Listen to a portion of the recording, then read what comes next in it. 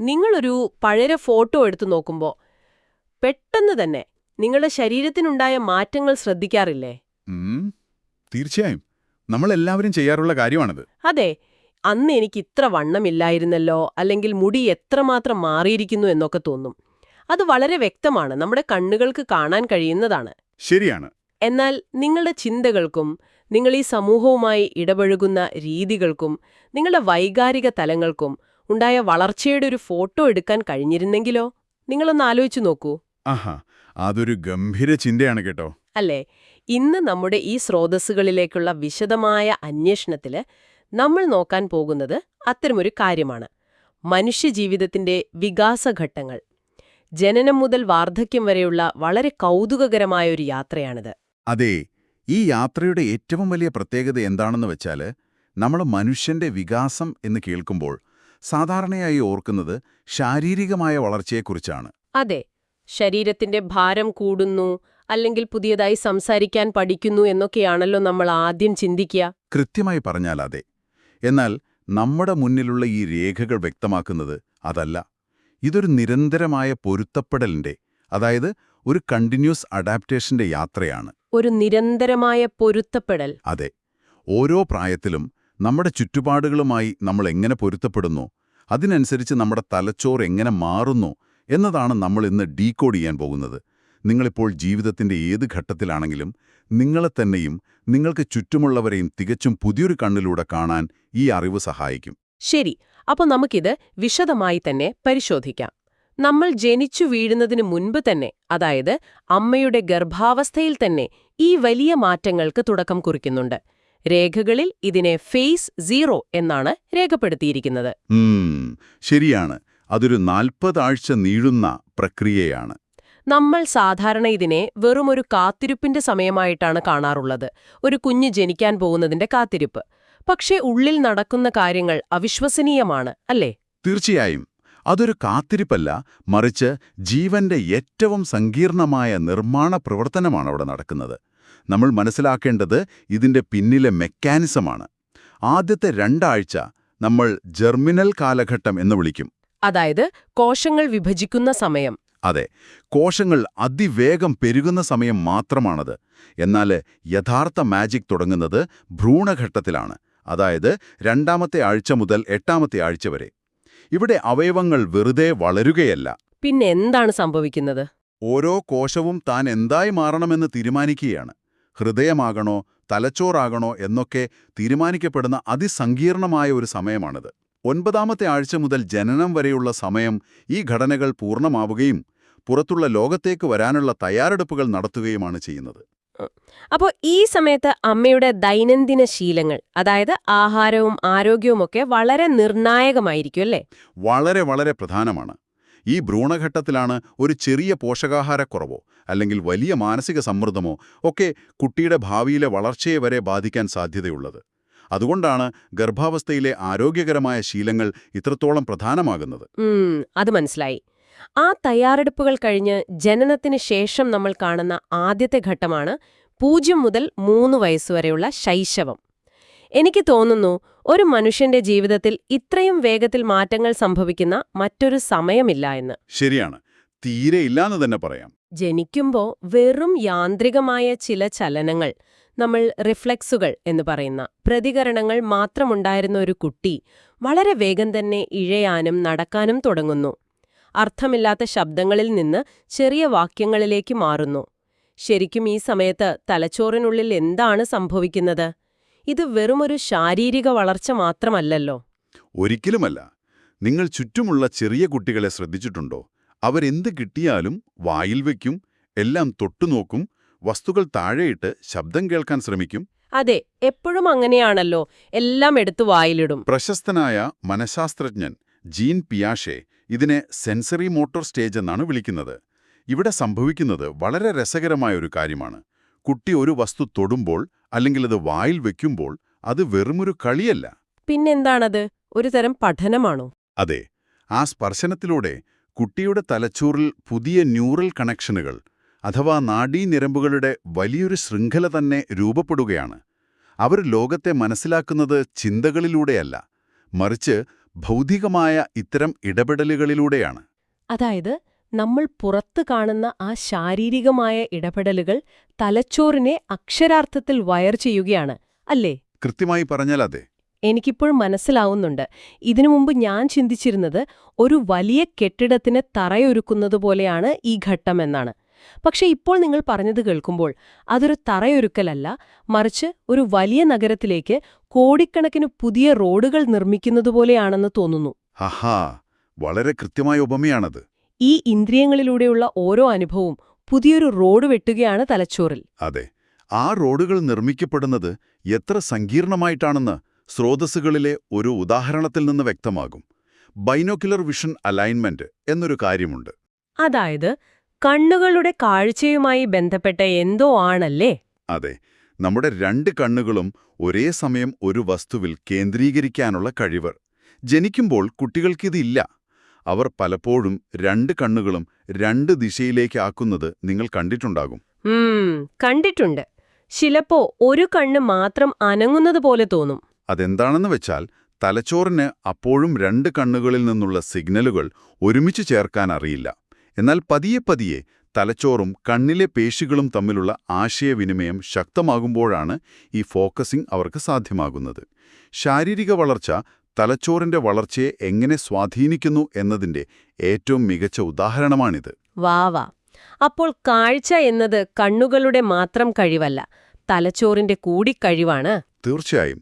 അതുകൊണ്ടാണ് ഈ പ്രായത്തിൽ കുട്ടികൾക്ക് സുരക്ഷിതമായ എന്നാൽ നിറങ്ങളും ശബ്ദങ്ങളുമുള്ള ഒരു ചുറ്റുപാട് നമ്മൾ നൽകണം എന്ന് പറയുന്നത്. അവരുടെ തലച്ചോറിന്റെ ആരോഗ്യകരമായ വളർച്ചയ്ക്കുള്ള ഏറ്റവും വലിയ ശീലം അതാണ്. അങ്ങനെ സ്വന്തമായി നടക്കാനും സംസാരിക്കാനും ഒരുവിധം കാഴ്ചകൾ ഫോക്കസ് ചെയ്യാനും പഠിച്ച കുട്ടി അടുത്ത ഘട്ടത്തിലേക്ക് കടക്കുകയാണ്.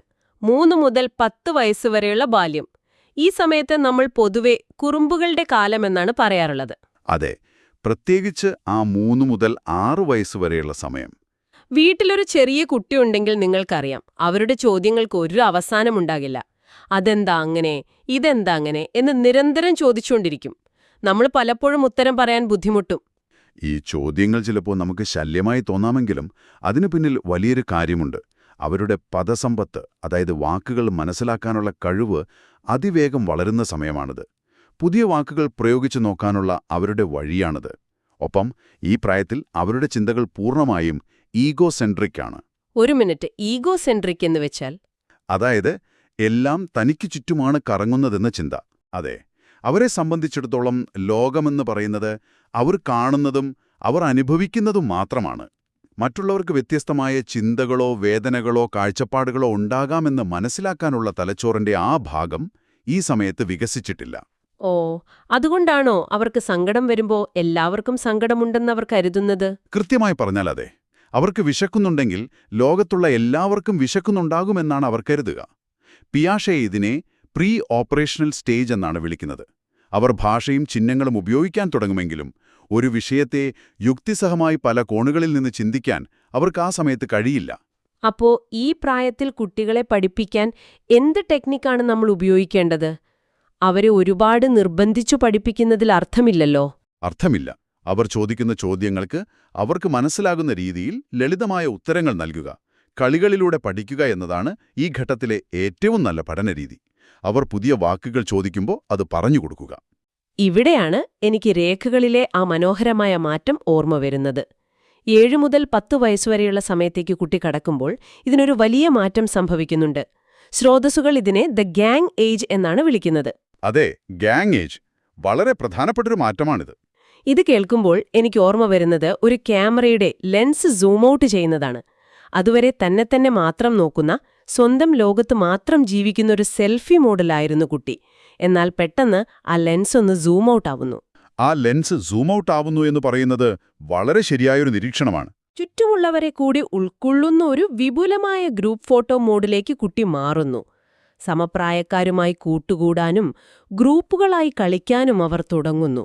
ഇത് വലിയൊരു മാറ്റമല്ലേ? തീർച്ചയായും. ആ സൂം ഔട്ട് ചെയ്യുന്നതിനൊപ്പം തന്നെ അവരുടെ തലച്ചോറിലെ ലോജിക്കൽ ചിന്തകളുടെ പുതിയ വാതിലും തറക്കപ്പെടുന്നുണ്ട്. പിയാഷെ പറയുന്ന കോൺക്രീറ്റ് ഓപ്പറേഷണൽ സ്റ്റേജ് ഇവിടെയാണ് ആരംഭിക്കുന്നത്. കോൺക്രീറ്റ് ഓപ്പറേഷണൽ എന്ന് പറയുമ്പോൾ നേരിട്ട് കാണുന്ന കാര്യങ്ങളെക്കുറിച്ചുള്ള യുക്തിയാണോ? അതെ, ഭൗതികമായ വസ്തുക്കളെ വെച്ച് യുക്തിസഹമായി ചിന്തിക്കാൻ അവർക്ക് കഴിയും. ഉദാഹരണത്തിന്, നമ്മൾ മുൻപ് പറഞ്ഞതുപോലെ പഠനത്തിന്റെ കാര്യമെടുക്കുക. ഒരു വലിയ ഗ്ലാസ്സിലെ വെള്ളം ഒരു ചെറിയ ഗ്ലാസ്സിലേക്ക് മാറ്റിയാലും വെള്ളത്തിന്റെ അളവ് മാറുന്നില്ല എന്ന് അവർ മനസ്സിലാക്കി തുടങ്ങുന്നത് ഈ ഘട്ടത്തിലാണ്. ആഹാ, അതൊരു കിടിലൻ ഉദാഹരണമാണ്. ഉള്ള പ്രായത്തിൽ ഉയരമുള്ള ഗ്ലാസ്സിൽ വെള്ളം കാണുമ്പോൾ അതിലാണ് കൂടുതലുള്ളത് എന്ന് അവർ ഉറപ്പായും കരുതിയിട്ടുണ്ടാകും. അവിടെയാണ് ഈ ലോജിക്കൽ ചിന്തകളുടെ പ്രാധാന്യം. അതുകൊണ്ട് ഈ പ്രായത്തിലുള്ള കുട്ടികൾക്ക് എന്ത് പഠിപ്പിക്കുമ്പോഴും അത് വിഷ്വലായി, അതായത് കാണിച്ചു കൊടുത്ത് പഠിപ്പിക്കുന്നതാണ് ഏറ്റവും നല്ല സ്റ്റഡി ടെക്നിക്. അപ്പൊ കാര്യങ്ങൾ യുക്തിസഹമായി ചിന്തിക്കാൻ പഠിച്ചു, ഔപചാരികമായ പഠനം തുടങ്ങി, കൂട്ടുകാരെ കിട്ടി, എല്ലാം വളരെ ശാന്തമായി ഒരു അച്ചടക്കത്തോടെ മുന്നോട്ടു പോകുന്ന സമയം. അങ്ങനെ ഇരിക്കെയാണ് പെട്ടെന്ന് ജീവിതത്തിലേക്കൊരു വലിയ കൊടുങ്കാറ്റ് വീശിയടിക്കുന്നത്. ആ കൊടുങ്കാറ്റിന്റെ പേര് നമുക്കറിയാമല്ലോ, കൗമാരം. അതെ, കൗമാരം അഥവാ അഡോളസൻസ്. 11 മുതൽ 19 വയസ്സുവരെയുള്ള സമയം. നമ്മുടെ സ്രോതസ്സുകളിൽ ഇതിനെ കൊടുങ്കാറ്റിന്റെയും സമ്മർദ്ദത്തിന്റെയും കാലം, അതായത് സ്റ്റോം ആൻഡ് സ്ട്രെസ് എന്നാണ് വിശേഷിപ്പിക്കുന്നത്. എന്തുകൊണ്ടാണ് ഇത് ഇത്രത്തോളം സങ്കീർണമാകുന്നത്? എവിടെയാണ് കാര്യങ്ങൾ കൈവിട്ടുപോകുന്നത്? അവിടെ ജീവശാസ്ത്രപരമായി വലിയൊരു പൊരുത്തക്കേട് സംഭവിക്കുന്നുണ്ട്. ഈ സമയത്ത് ശരീരത്തിൽ ഹോർമോണുകളുടെ വലിയൊരു കുതിച്ചുചാട്ടം നടക്കുന്നു. വൈകാരികമായി അവർ വളരെ വേഗത്തിൽ പ്രതികരിക്കാൻ തുടങ്ങും. എന്നുവെച്ചാൽ പെട്ടെന്ന് ദേഷ്യം വരിക, സങ്കടം വരിക എന്നൊക്കെയുള്ളത്. അതെ, എന്നാൽ ഈ വികാരങ്ങളെ നിയന്ത്രിക്കേണ്ട തലച്ചോറിലെ ഭാഗം, അതായത് യുക്തിസഹമായി തീരുമാനങ്ങൾ എടുക്കാൻ സഹായിക്കുന്ന പ്രീഫ്രോണ്ടൽ കോർട്ടെക്സ് അപ്പോഴും പൂർണ്ണമായി വളർന്നിട്ടുണ്ടാകില്ല.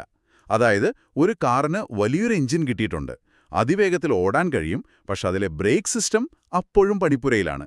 ഓ, ബ്രേക്ക് ഇല്ലാത്ത കാറ്, അതൊരൊന്നാന്തരം താരതമ്യമാണ്. അതുകൊണ്ട് എന്ത് വികാരം തോന്നിയാലും അതിനോട് വളരെ പെട്ടെന്ന് തീവ്രമായി അവർ പ്രതികരിക്കും. ഒരു മിനിറ്റ്, ഞാനൊന്ന് ഇടപെടട്ടെ. ഇവിടെ എനിക്കൊരു വലിയ സംശയമുണ്ട്. ചോദിക്കോ? വിമത സ്വഭാവത്തെയും നമ്മൾ ഒരു തരം പ്രശ്നമായിട്ടാണ് കാണുന്നത്. എന്നാൽ ഇത് വെറും ഒരു ശാരീരിക പ്രശ്നം മാത്രമാണോ? അല്ല, തീർച്ചയായുമല്ല. അതോ സ്വന്തം കാലിൽ നിൽക്കാൻ പ്രാപ്തനായ ഒരു മനുഷ്യനായി മാറാനുള്ള തലച്ചോറിന്റെ ബോധപൂർവമായൊരു തയ്യാറെടുപ്പല്ലേ ഇത്? മാതാപിതാക്കളെ ആശ്രയിക്കുന്നതിൽ നിന്ന് മാറി സ്വന്തമായി ലോകത്തെ നേരിടാൻ അവർക്ക് ഈയൊരു വാശി ആവശ്യവുമല്ലേ? അത് നിങ്ങൾ വളരെ കൃത്യമായി ചൂണ്ടിക്കാണിച്ചു. തീർച്ചയായും നമ്മൾ പുറത്തു കാണുന്ന ഈ ദേഷ്യം ഒരു തകരാറല്ല, മറിച്ച് പരിണാമപരമായി നോക്കുമ്പോൾ ഒരു ഇവല്യൂഷണറി പെർസ്പെക്റ്റീവിൽ ഇത് വളരെ അത്യാവശ്യമായ ഒരു പ്രക്രിയയാണ്. ആഹാ, അതെങ്ങനെയാണ്?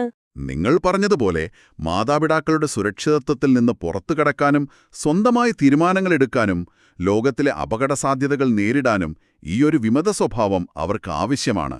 ഈയൊരു ഐഡന്റിറ്റി ക്രൈസിസ് ഇല്ലാതെ ഒരാൾക്ക് എങ്ങനെ സ്വന്തം വ്യക്തിത്വം കണ്ടെത്താൻ കഴിയും? ശരിയാണ്, സ്വന്തം വ്യക്തിത്വം അവർ ഈ സമയത്താണല്ലോ കണ്ടെത്തുന്നത്. അതെ, ഈ സമയത്താണ് അവർ അമൂർത്തമായ ചിന്തകൾ അഥവാ ആബ്സ്ട്രാക്ട് റീസണിംഗ് തുടങ്ങുന്നത്. അതായത് കയ്യിൽ തൊട്ടുനോക്കാൻ കഴിയാത്ത കാര്യങ്ങളെക്കുറിച്ച് അവർ ചിന്തിക്കാൻ തുടങ്ങും. നീതി, ധാർമ്മികത, സ്നേഹം, ഭാവി എന്നതിനെക്കുറിച്ചൊക്കെ അവർ ആഴത്തിൽ ചിന്തിക്കാൻ തുടങ്ങും. പിയാഷെ ഇതിനെ ഫോർമൽ ഓപ്പറേഷണൽ സ്റ്റേജ് എന്നാണ് വിളിക്കുന്നത്. അപ്പോ ഈ കൂട്ടുകാരോടൊപ്പം നിൽക്കാനുള്ള വാശിയോ? കൂട്ടുകാരോടൊപ്പം നിൽക്കാനുള്ള അവരുടെ പ്രവണത സത്യത്തിൽ പുതിയ സമൂഹത്തിൽ തങ്ങളുടെ സ്ഥാനം ഉറപ്പിക്കാനുള്ളൊരു ശ്രമം മാത്രമാണ്. അതുകൊണ്ട് അവരെ പഠിപ്പിക്കാൻ ഈ സമയത്ത് ഏറ്റവും നല്ല ടെക്നിക്ക് അവരോട് ഇത്തരം ധാർമ്മിക പ്രശ്നങ്ങളെക്കുറിച്ച് സംസാരിക്കുക, ഡിബേറ്റുകൾ നടത്തുക എന്നതാണ്. അവർക്ക് ചിന്തിക്കാൻ സ്പേസ് കൊടുക്കണം. ഒപ്പം കൃത്യമായ ഉറക്കവും ഈ പ്രായത്തിൽ തലച്ചോറിന്റെ വികാസത്തിന് നിർബന്ധമാണ്. അതായത് നമ്മൾ പുറത്തു കാണുന്ന ആ ദേഷ്യവും വാശിയുമൊക്കെ ഉള്ളിൽ നടക്കുന്ന വളരെ വലിയൊരു വ്യക്തിത്വ നിർമ്മാണത്തിന്റെ ബാക്കിപത്രമാണ് എന്ന് ചുരുക്കം. ശരി, ഈ കൗമാരമെന്ന കൊടുങ്കാറ്റ് കടന്നാൽ പിന്നെ നമ്മൾ എത്തുന്നത് യൗവനത്തിലേക്കാണ്. അതെ, അഡൽട്ട്ഹുഡ്. ഇവിടെ എത്തുമ്പോഴേക്കും ശാരീരികമായ വളർച്ച മിക്കവാറും അവസാനിച്ചിട്ടുണ്ടാവും. പക്ഷെ നമ്മൾ തുടക്കത്തിൽ പറഞ്ഞതുപോലെ മനുഷ്യന്റെ വികാസം അവിടെ തീരുന്നില്ലല്ലോ. അതൊരു വലിയ യാത്രയായി തുടരുകയാണ്. അതെ, അവിടെ മുതൽ വികാസമെന്നത് ഭൗതികമായ വലിപ്പം വെക്കലല്ല, അത് പൂർണ്ണമായും മാനസികവും സാമൂഹികവുമായ പൊരുത്തപ്പെടലുകളായി മാറുന്നു. ഇതിനെ പല കാലഘട്ടങ്ങളായി സ്രോതസ്സുകൾ തിരിക്കുന്നുണ്ട്. 20 വയസ്സു മുതലുള്ള കാര്യങ്ങളാണോ?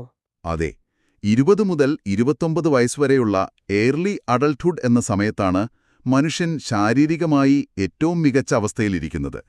സ്വന്തം കരിയർ കെട്ടിപ്പടുക്കുക, പങ്കാളിയെ കണ്ടെത്തുക, സാമ്പത്തികമായ സ്ഥിരത നേടുക എന്നീ കാര്യങ്ങളിലാണ് ഈ സമയത്തെ ശ്രദ്ധ മുഴുവനും. അവർ സ്വന്തമായി തീരുമാനങ്ങൾ എടുക്കുകയും അതിന്റെ പൂർണ്ണ ഉത്തരവാദിത്തം ഏറ്റെടുക്കുകയും ചെയ്യുന്നു. എനിക്ക് തോന്നുന്നു നമ്മളിൽ പലരും ഇപ്പോൾ ഈ പറഞ്ഞ ഏർലി അഡൽട്ട്ഹുഡിലോ അല്ലെങ്കിൽ അതിനുശേഷമുള്ള മിഡിൽ അഡൽട്ട്ഹുഡിലോ ആയിരിക്കുമെന്ന്. 30 മുതൽ 50 വയസ്സുവരെയുള്ള സമയമാണല്ലോ മിഡിൽ അഡൽട്ട്ഹുഡ്. ശരിയാണ്. ഞാൻ ശ്രദ്ധിച്ചിട്ടുള്ളൊരു കാര്യം, ഈ പ്രായത്തിലെത്തുമ്പോൾ ആളുകളുടെ മുൻഗണനകൾ പൂർണ്ണമായും മാറുമെന്നതാണ്. സ്വന്തം കരിയർ എന്നതിൽ നിന്നും മാറി കുടുംബം, കുട്ടികൾ അല്ലെങ്കിൽ ജോലിസ്ഥലത്തൊരു ലീഡർഷിപ്പ് റോൾ ഏറ്റെടുക്കുക എന്നതിലേക്ക് ശ്രദ്ധ മാറുമല്ലേ? കൃത്യമായി പറഞ്ഞാൽ അവിടെ ഒരു സ്ഥിരത അല്ലെങ്കിൽ ഒരു സ്റ്റെബിലൈസേഷൻ കൈവരിക്കുകയാണ് അവർ ചെയ്യുന്നത്. താൻ ആർജിച്ച അറിവും സമ്പത്തും സമൂഹത്തിനോ അല്ലെങ്കിൽ തന്റെ അടുത്ത തലമുറയ്ക്കോ നൽകണമെന്നൊരു തോന്നൽ അവരിൽ ശക്തമാകും. ജീവിതത്തിലെ ഉത്തരവാദിത്തങ്ങൾ കുറച്ചുകൂടി വിശാലമാകുന്ന സമയമാണിത്. അതിനുശേഷം വരുന്നതോ? അതിനുശേഷം വരുന്നത് 50 മുതൽ 60 വയസ്സുവരെയുള്ള ലേറ്റ് അഡൽട്ട്ഹുഡാണ്. ഈ സമയം വളരെ രസകരമാണ്. കാരണം ശാരീരികമായി തങ്ങളുടെ വേഗത കുറയുന്നു എന്ന് അവർ തിരിച്ചറിയുന്ന സമയമാണിത്. അപ്പോൾ അവർ ആ മാറ്റത്തോട് പൊരുത്തപ്പെടാൻ ശ്രമിക്കുന്നു. അതായത് പഴയ പോലെ ഓടി നടക്കാൻ കഴിയില്ല എന്നവർക്ക് മനസ്സിലാകുന്നു. അതെ, പഴയതുപോലെ ഓടി നടക്കാൻ കഴിയില്ലെങ്കിലും അനുഭവങ്ങൾ നൽകിയ വലിയൊരു ആഴം അവരുടെ ചിന്തകൾക്കുണ്ടാകും. അതവർ മറ്റുള്ളവർക്ക് പകർന്നു നൽകാൻ ആഗ്രഹിക്കുന്നു. ആ അനുഭവങ്ങളുടെ ആഴം ഏറ്റവും കൂടുതൽ പ്രകടമാകുന്നത് അവസാന ഘട്ടത്തിലാണെന്ന് തോന്നുന്നു. സ്രോതസ്സുകളില് ഇതിനെ സെനസെൻസ് എന്നാണ് വിളിച്ചിരിക്കുന്നത്.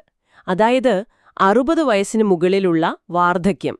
ഈ ഒരു സമയത്തെത്തുമ്പോൾ മുൻഗണനകളിലൊരു വലിയ ഷിഫ്റ്റ് സംഭവിക്കുന്നുണ്ടല്ലോ. അതെ, അവിടെ വികാസം എന്നത് വളർച്ച, അതായത് ഗ്രോത്ത് എന്ന ആശയത്തിൽ നിന്ന് മാറി സംരക്ഷണം അഥവാ മെയിൻ്റനൻസ് എന്നതിലേക്ക് പൂർണ്ണമായും ചുരുങ്ങുന്നു.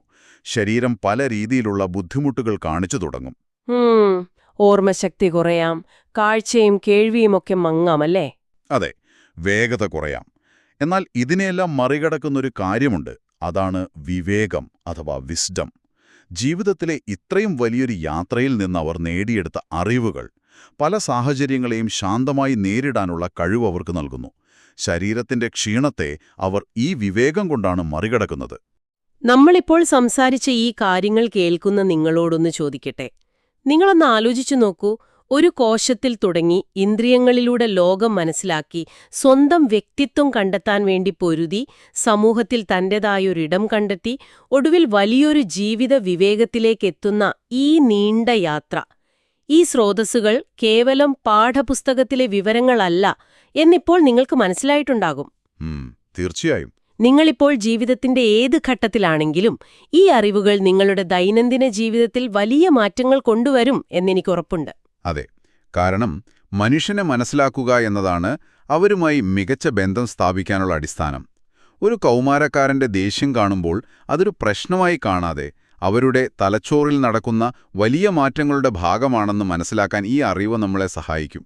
ശരിയാണ്, നമ്മൾ അവരെ വേറൊരു രീതിയിൽ മനസ്സിലാക്കാൻ തുടങ്ങും. അല്ലെങ്കിൽ പ്രായമായൊരു വ്യക്തി ഒരേ കാര്യം തന്നെ വീണ്ടും വീണ്ടും പറയുമ്പോൾ അതവരുടെ ശാരീരികമായ മാറ്റങ്ങളുടെ ഭാഗമാണെന്ന് മനസ്സിലാക്കി കുറച്ചുകൂടി കാരുണ്യത്തോടെ അഥവാ കമ്പാഷനോടെ അവരോട് ഇടപെടാൻ നമുക്ക് കഴിയും. വികാസഘട്ടങ്ങളെക്കുറിച്ചുള്ള അറിവ് വാസ്തവത്തിൽ നമ്മുടെ മുൻവിധികളെയാണ് ഇല്ലാതാക്കുന്നത്. അത് വളരെ സത്യമാണ്. മറ്റുള്ളവരെ മനസ്സിലാക്കാൻ മാത്രമല്ല, നമ്മളെ തന്നെ മനസ്സിലാക്കാനും ഇത് സഹായിക്കും. നമ്മൾ എന്തിനാണ് ചില സമയങ്ങളിൽ ഇത്ര വൈകാരികമായി പ്രതികരിക്കുന്നത്, നമ്മുടെ മുൻഗണനകൾ എങ്ങനെ മാറുന്നു എന്നൊക്കെ ചിന്തിക്കുമ്പോൾ നമുക്ക് നമ്മളോട് തന്നെ ഒരു ദയ തോന്നും. അതെ, നമുക്ക് നമ്മളോട് തന്നെ ഒരു തരം ക്ഷമയുണ്ടാവും. ഈ ഒരു വിശദമായ അന്വേഷണം അവസാനിപ്പിക്കുന്നതിന് മുൻപ് എന്റെ മനസ്സിലേക്ക് വന്ന വളരെ കൗതുകകരമായ ചിന്തിപ്പിക്കുന്നൊരു കാര്യം ഞാൻ നിങ്ങളുമായി പങ്കുവയ്ക്കാം. നമ്മളിപ്പോൾ കണ്ടു, മനുഷ്യന്റെ വികാസം ഇത്തരത്തിലുള്ളൊരു നിരന്തര പൊരുത്തപ്പെടലാണെന്ന്.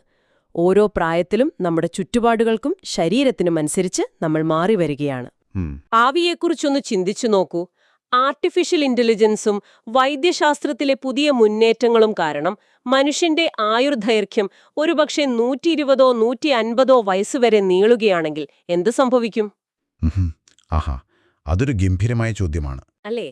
ഇപ്പോൾ നമ്മൾ 60 വയസ്സിന് മുകളിലുള്ള കാലത്തെ വാർദ്ധക്യം എന്ന് വിളിച്ചു. എന്നാൽ 150 വയസ്സുവരെ ഒരാൾ ജീവിക്കുകയാണെങ്കിൽ ഈ 60നും 150നും ഇടയിലുള്ള ആ നീണ്ട കാലയളവില് പൂർണ്ണമായും പുതിയൊരു വികാസഘട്ടം തന്നെ ഭാവിയിൽ മനുഷ്യരാശിക്ക് കൂട്ടിച്ചേർക്കേണ്ടി വരുമോ? അങ്ങനെ വന്നാൽ ആ പുതിയ ഘട്ടത്തിൽ മനുഷ്യന്റെ മാനസികവും സാമൂഹികവുമായ മുൻഗണനകൾ എന്തായിരിക്കും? അവിടെ നമ്മൾ എന്തായിരിക്കും പുതുതായി പഠിക്കാൻ പോകുന്നത്? ആ പുതിയ കാലഘട്ടത്തെ നാം എന്തായിരിക്കും വിളിക്കുക? ഈ ഒരു ചിന്ത നിങ്ങളുടെ മനസ്സിൽ ബാക്കി വെച്ചുകൊണ്ട് ഇന്നത്തെ നമ്മുടെ ഈ വിജ്ഞാനയാത്ര ഇവിടെ അവസാനിപ്പിക്കുകയാണ്. നമ്മൾ ഇതുവരെ കാണാതിരുന്ന നമ്മുടെ വളർച്ചയുടെ ഈ വലിയ ചിത്രം നിങ്ങൾക്ക് പുതിയൊരു കാഴ്ചപ്പാട് നൽകി എന്ന് വിശ്വസിക്കുന്നു. പുതിയ അറിവുകളുമായി വീണ്ടും കാണാം.